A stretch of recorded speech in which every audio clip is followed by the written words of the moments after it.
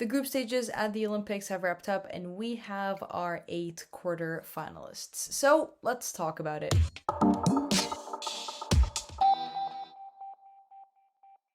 So the group stages have wrapped up after 18 exciting football games. We have our quarterfinalists. Honestly, it feels like the Olympics have been going on for much longer than 7 days. The fact that we got to see 18 games across only 3 days, it's been quite a hectic schedule, but that's the name of the game. That's how the Olympics is. It's a very quick, fast turnaround, a ridiculously congested schedule. I mean, it's 6 games in 16 days to win a gold. So certainly the tight schedule, and it almost, these quarterfinalists can say that they are halfway through the tournament, because the most that they can play is 6 games, and they've already just completed 3. So feels like we've just started the Olympics. Feels like we're just about to finish it, but also feels like this has been going on for some time. So I feel like the Olympics are deceiving a lot of what time feels like. But there's been some teams that did brilliantly well and cruised nice and easy across the group stages to make it to the quarterfinals, and others not so much. And today I'm going to be breaking down what we kind of got to see from those 8 teams, and what are we expected to see from them now moving forward, and what is also a very tight, narrow turnaround. So let's talk a little bit about the United States. The U.S. women's national team were the first team to secure qualifications after getting 2 wins against Zambia and Germany. That was enough to put their ticket in, and then they just ended things with a pretty clean victory against the Matildas to make it 3 out of 3, grabbing 9 points out of 9. This new era of Emma Hayes and the Americans is coming to fruition, and it's off to a flying start. And the proof is in the football. The proof is on what they have showed us on the field. And coming into France, there was questions around some of the team. I mean, understandably, we hadn't seen so much of the US under Emma Hayes, and those questions loomed specifically surrounding, the performances in the warm-up games, the goal-shy performances in the friendlies, and those worries of not being able to find the net kind of extend from last year. The World Cup obviously was Vlatko Adrianovsky then, but there was some concerns of, is the US going to be able to replicate what Emma Hayes did at Chelsea in terms of a fluid, moving, attacking football? And the answer is what we've seen: yes. The attacking firepower made up with Sophia Smith, Trinity Rodman, and Mallory Swanson have kind of answered a lot of these questions with a statement. All 3 of the attackers sit top 5 in the tournament. I mean, you're talking about 3 players, and from one team in the top 5 of the Olympics, sitting when it comes to average shots on goals. Smith leads the trio with an average of 4.3 shots per game. Collectively, they've scored 7, and when they're not hitting their own goals, they're assisting. Each have at least gone a single attack, and I think those 3 clicking is exactly what the US has needed. And oddly, I went back and watched a little bit of the World Cup last year, and I went back to that game against the Netherlands, which both Sophia Smith and Trinity Rodman started. An exception was that Alex Morgan was playing in the middle instead of, obviously, what we see as Mallory Swanson, who did miss out from the World Cup. But that game ended in a 1-1, and the US only had 4 shots on target that game, and you could really see a stark difference in the attacking fluidity that we're seeing this summer compared to that summer. And I think that comes from Hayes' urgent style of play when moving possession forward. It's brought up the best out of that front line. Not only have they found the opportunity to take their shots, but you can see another sense of creativity, a creative input from them. And I think when you watch Trinity Rodman and Sophia Smith on a regular in the NWSL, they're very creative players. And now that we're seeing that in the US setup with all of them together, I mean, it's a quite frightening attacking line to have to defend against.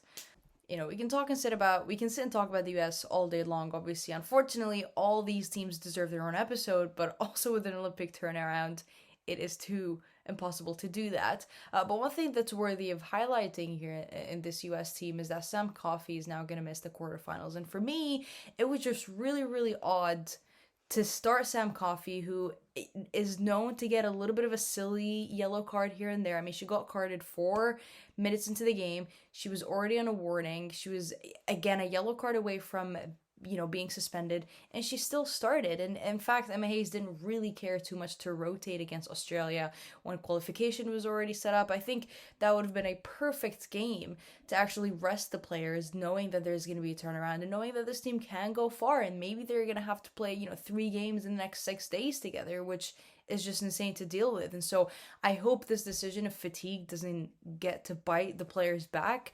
Obviously, Tarina Davidson being out with injury, and then now Sam Coffey being excluded raises some questions as to where Emily Sonnet plays. Again, not the brightest idea to start Sam Coffey in my eyes when she was already at a warning. You put a lot of changes at risk, which is unfortunately what we're going to see here against Japan. And Japan is not a side that you want to roll out your backups, for example.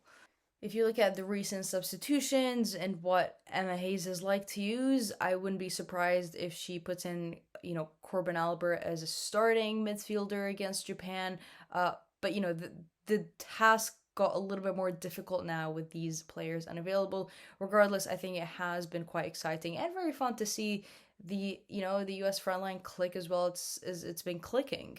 The next team that topped their group, and also in some ways were kind of the second team to book their way into the quarterfinals, are Spain, which oddly enough are the only team debuting this Olympic Games, but they certainly don't look like a team that is having their first run do at a very tough, congested tournament like this one. But the world champions got their 9 points out of 9. They won all 3 games, and I think their group is actually quite difficult because what you got to see in Group C were 3 completely different schools of football, right? You had Spain, you had Brazil, you had Nigeria, and you had Japan.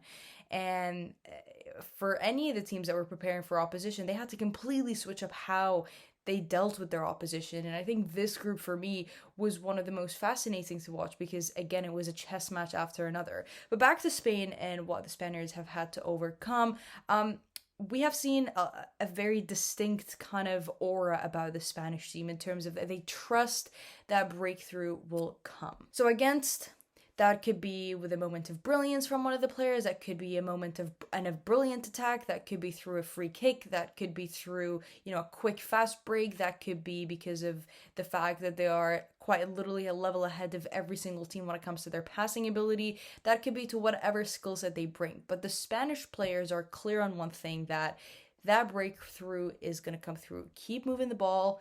Keep possession. Keep taking shots, even maybe if they're not the clean opportunities at goal. Don't panic, even if it's the 87th minute and you're still tied against Nigeria.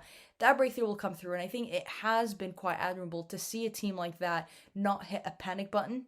These Spanish players are not rookies by any means, but it is a team debuting at the Olympics, and it is a team that is having to work with this quick turnaround and a smaller squad. Against the Super Falcons, they had over 70% possession. They dominated possession, and they had 20 shots, and that's a ridiculous amount of shots, but their breakthrough didn't come until the 88th minute through a free kick from Alexia Putellas. But it's patience with a sense of urgency when they need to. And so against Japan, they went behind and they had to work back from a deficit. But it was quick play with some ridiculously good passing, especially in that second goal, to be able to win it. And that's exactly what Spain does. They're confident, they're comfortable in their abilities.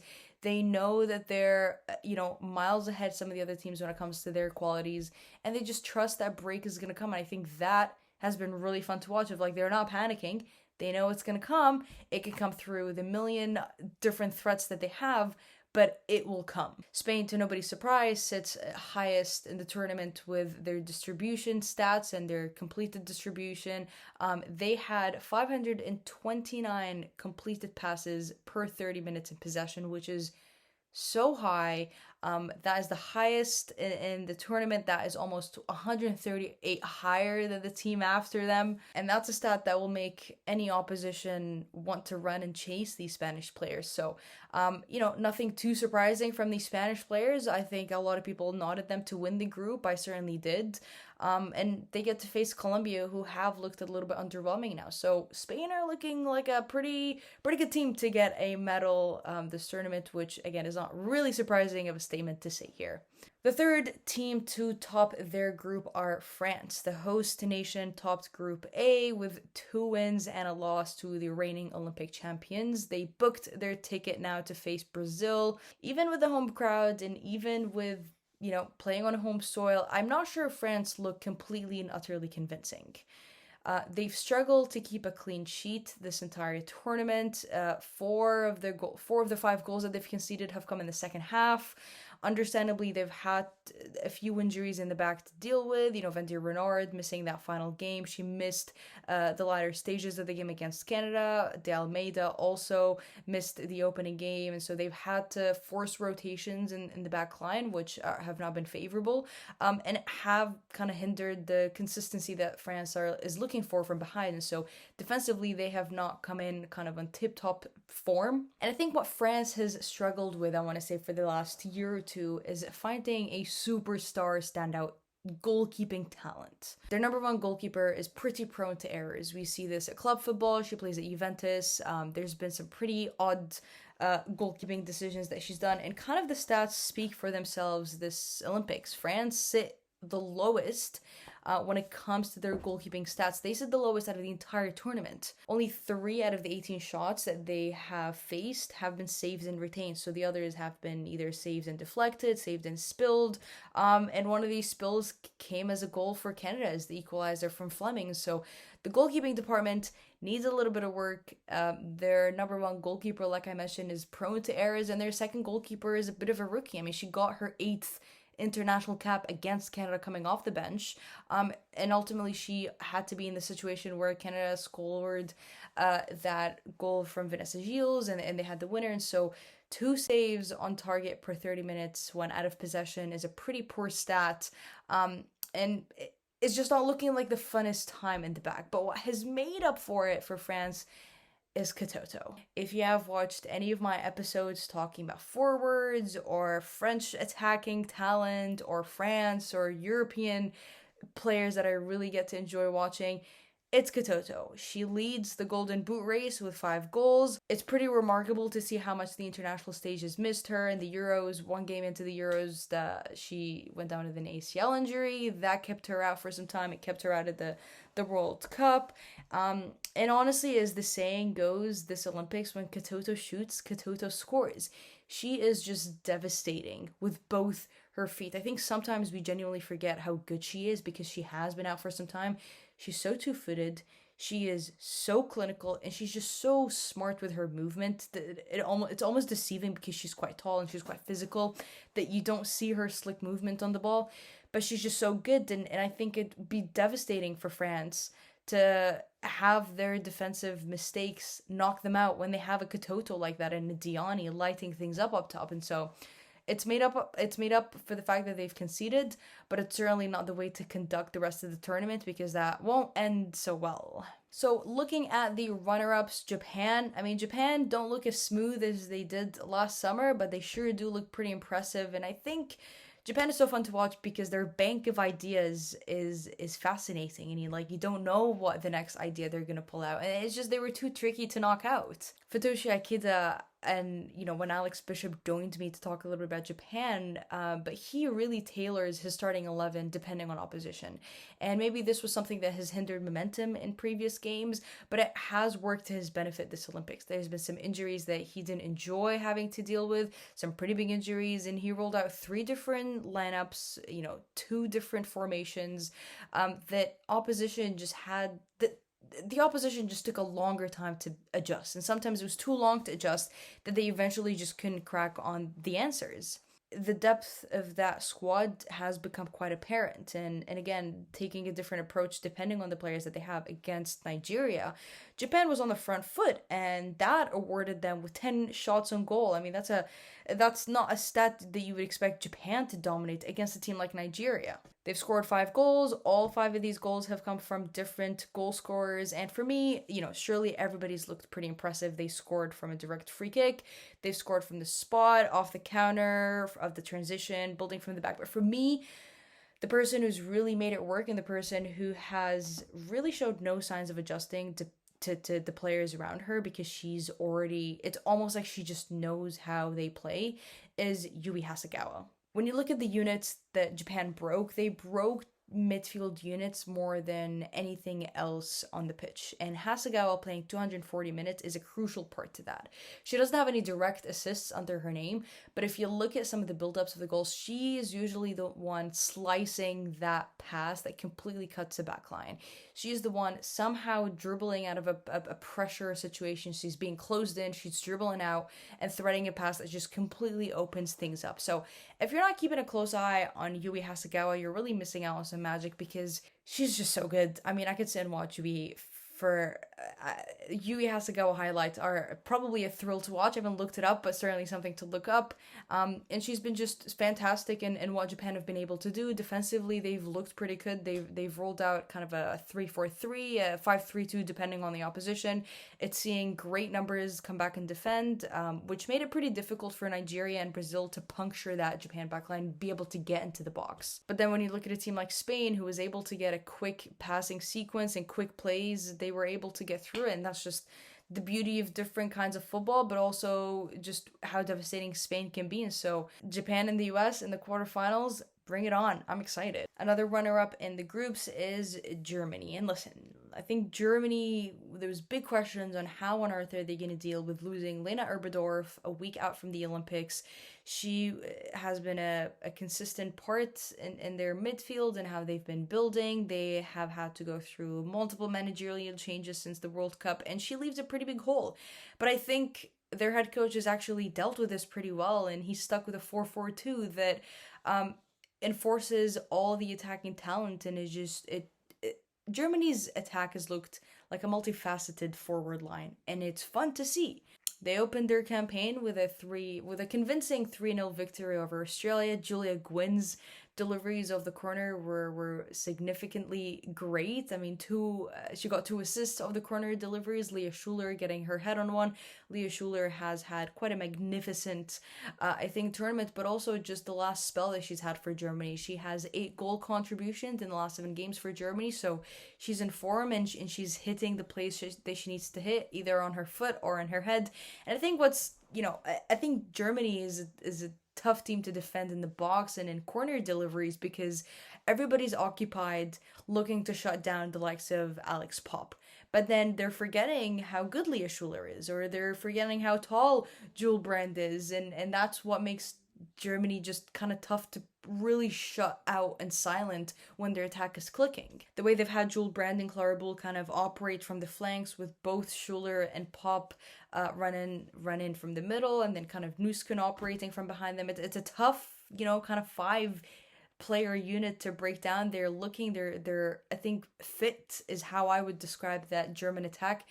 They are looking like they're hitting their strides, and I think it's good to see Germany be able to hit the net, but at the same time, very similar to France, they have had to deal with a few injuries from behind. They lost Hegering against the US. Then a few minutes after that into the game, they lost Catherine Hendrick, and they had to just completely turn around how that back line looked like. It kind of made it a little bit of an unbalanced team in some ways, where they had too much attacking and it's just a little bit of a uncohesiveness in the back. Obviously, they lost 3-1 against the US, but what's putting Germany ahead of some of the other teams is just how sharp that forward line looks like. And they're going to be taking on Canada, who also finished second in their group. And here's the thing. The Canadians have dominated the headlines for the Olympics, and probably not in the best light. Now, the last 2 episodes on the channel and on the pod have been about the Canada scandal, the cheating drone, whatever you want to call it. I was joined by my good friend from wsoccer.ca, AC Lang, to kind of break it down and really highlight and dig deep into what this means and the sanctions and the points and all of that. So I'm not going to sit here and repeat everything that I've repeated and said in the last 2 episodes. It's probably best that if you're looking to hear more about the scandal, to head to those episodes.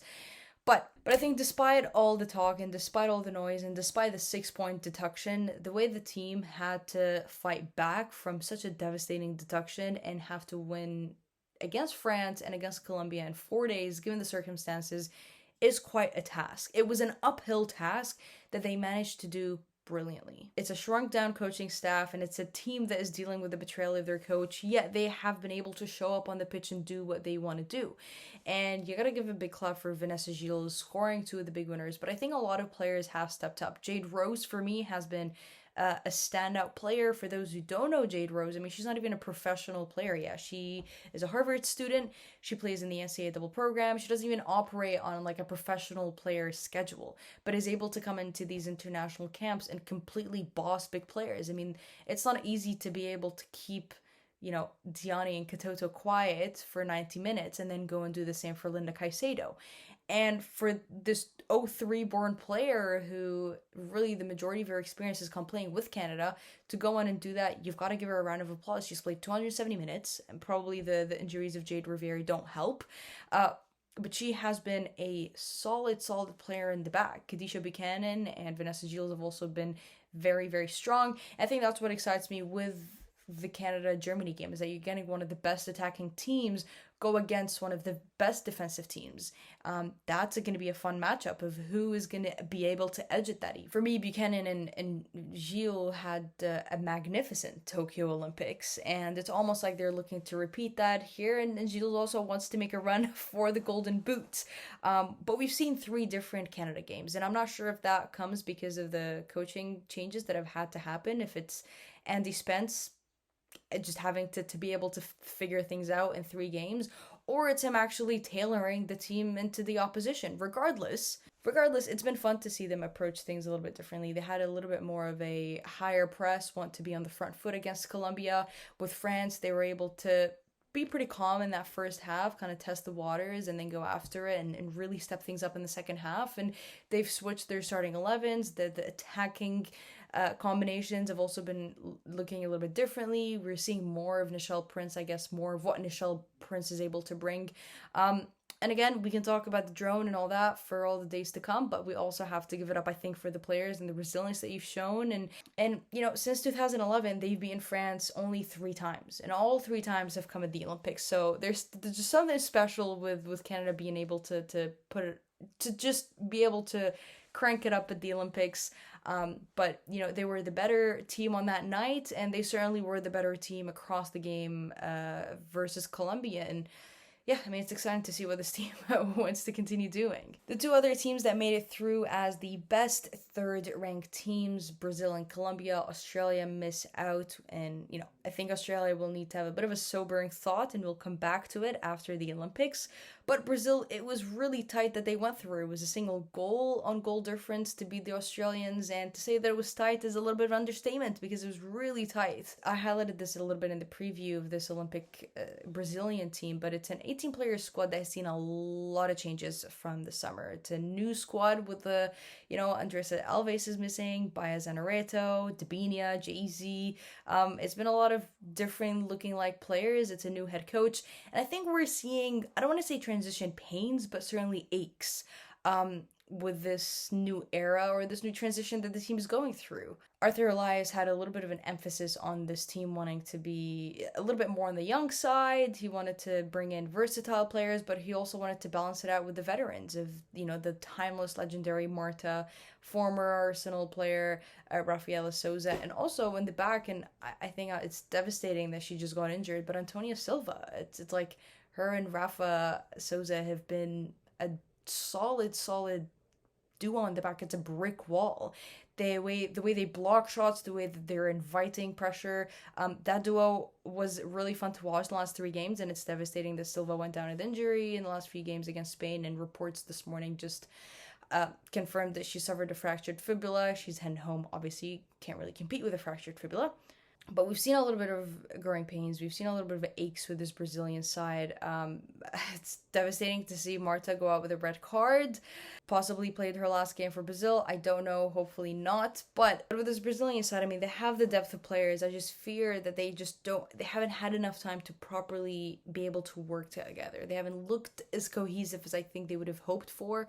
They're not clicking so much up front. They're a little leaky in the back, and the way they slipped up the points against Japan just made it, again, an uphill task to be able to beat Spain, which, when you go down to 10 players in the first half, I mean, good luck being able to manage that. And,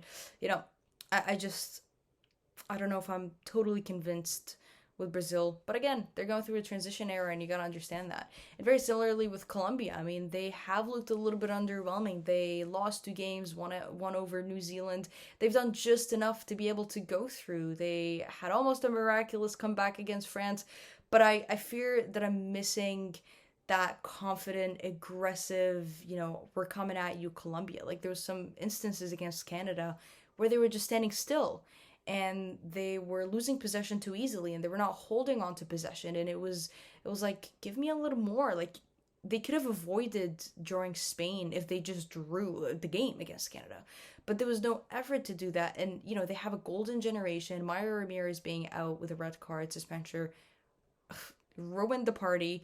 2 games was really harsh. I mean, you gotta admit that. But it just, I'm not seeing that fire from the players or the team yet. It could be due to the managerial change as being apparent, but it's 180 turn for me from the aggressive, cohesive, confident Colombia that we got to see in the summer. Linda Caicedo has been brilliant, but teams have also been able to figure out just 10-player team her, calm her, and really it kills a lot of the threat. So let me know your thoughts of the quarterfinalists that have made it through. I'm excited to see how they all draw and get going. Let me know your thoughts on this episode and everything that we chatted. And as always, to stay updated and to continue enjoying the beautiful game, make sure you subscribe to me on YouTube and follow me on Twitter. And I will see you later.